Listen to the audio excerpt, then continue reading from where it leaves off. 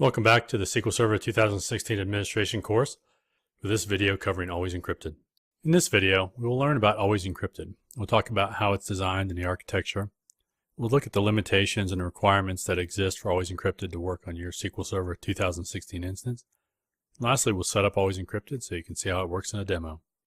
This feature was introduced in SQL Server 2016, and it is also available in Azure SQL Database. In both platforms, the feature works the same. The idea with Always Encrypted is that it will provide security to and from the clients with minimal code changes.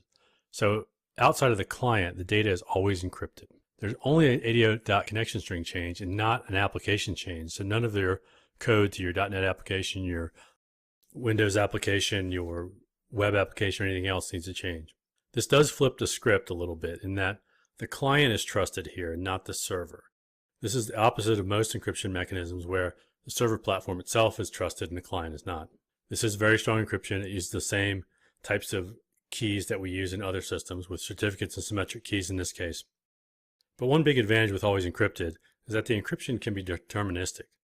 Deterministic encryption means that we can actually index this data because we know which values will be ordered, will match certain other things.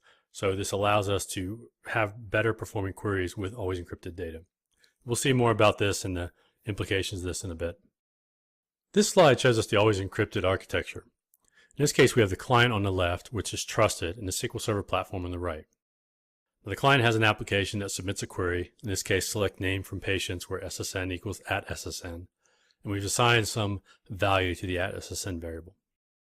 On the SQL Server side, we have the table patients at the bottom, and you'll notice that that particular SSN value is already encrypted, but it exists as one of the rows in the table. The way that this actually works is on the far left there's a column master key, which is a certificate, which always exists on the client only.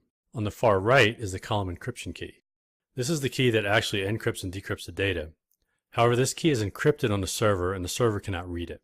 When the client issues this query, which is the select query shown, it sends this to the ADO.NET library. Now the ADO.NET library will communicate with SQL Server and realize this is an encrypted column, and it will ask for the encrypted column encryption key to be sent back to the client.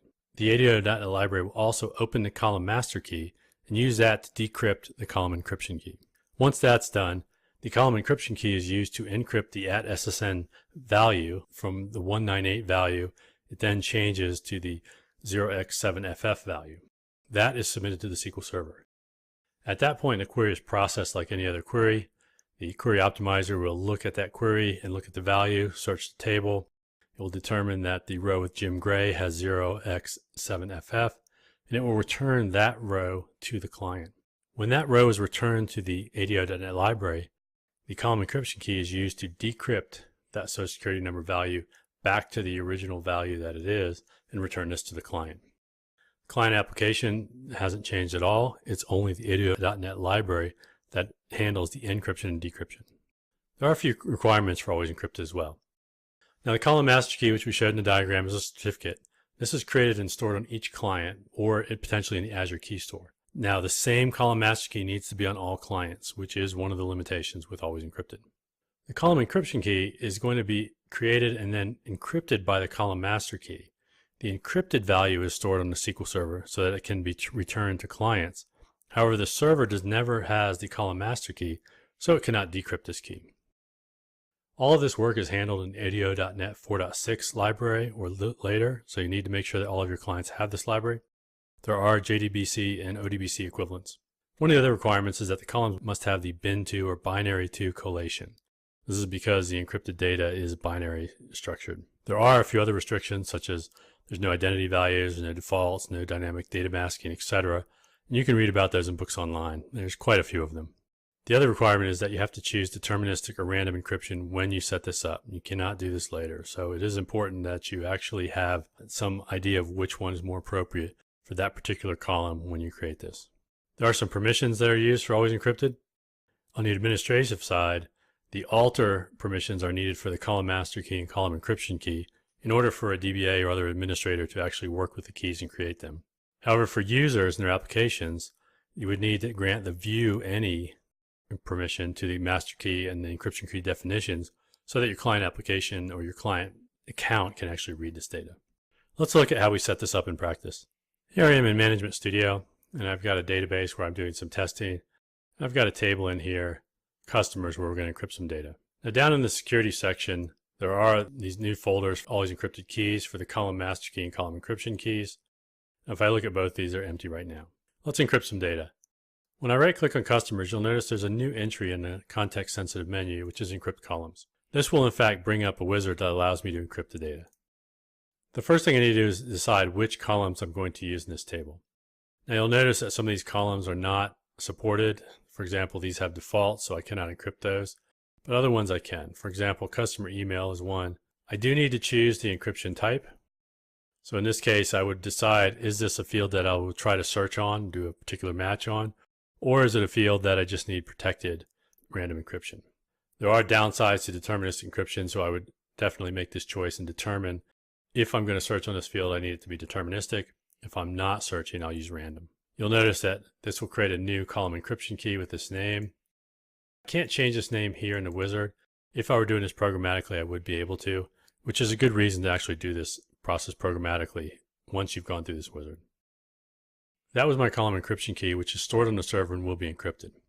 Now, the client will do this work for me now so that it isn't stored on the server, but I have to run through this wizard from the client.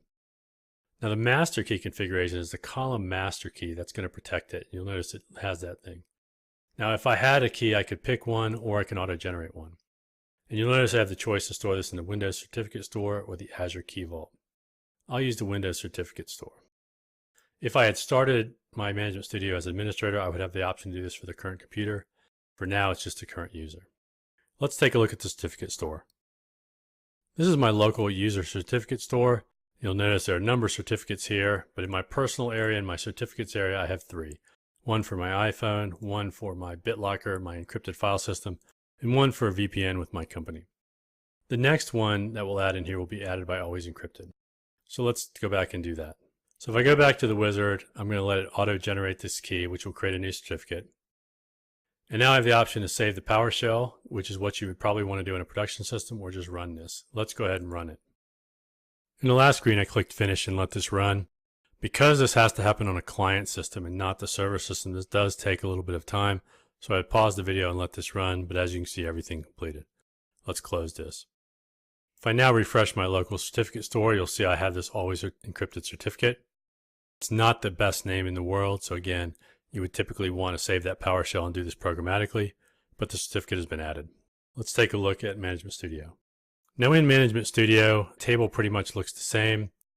If I go to the design area and look at it, there's nothing that tells me here that this is an encrypted column. It still says varchar, this still says int. And if I were to look through the various properties, I don't see anything in here that's going to kind of let me know what's going on. But let's run some queries. Here I have some code. I'm going to run a stored procedure.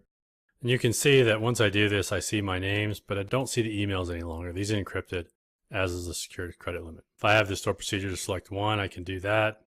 But in fact, I get an error here. And the reason is that this query, this stored procedure builds dynamic SQL, and it just says select something from this customer where it's this value. It's the equivalent of this. If I were to change this to select star from customers where we want customer email is equal to this value, it won't work. Because I've encrypted this value, this string is what's sent to the server, and the server has no way to do this. It actually needs this to be parameterized. If I were to look at this and I were to say where, change this, customer name, Steve, this would in fact work because I'm querying a normal column that isn't encrypted. Now, as I said, we ran this stored procedure and we saw that this was encrypted. I have the ability to set this parameter in my connection, which I'll do now. I'm going to copy this. I'm going to change the connection. I'm going to leave the same account, but I'm going to go to options and to additional connection parameters, and I'll paste that value in there, and then I'll connect. Now I've reconnected with that value, and you'll notice once I do this, I get a note from modern versions of Management Studio. I have the ability to kind of change some settings here, but in this case, those settings don't really matter. Older versions of Management Studio will show this as well. I actually see the values here because the ADO.NET driver in this case with that additional parameter is decrypting this data for me so that I can actually see it. The way this works in application is something I'll show you now. So I've built a little .NET sample application here that we'll use to show how this works. I'm connecting to my instance in that sample database, and I'm connecting as a normal user, and I have this encrypted setting. If I click this button, it just runs that get customer select all procedure that we ran in Management Studio.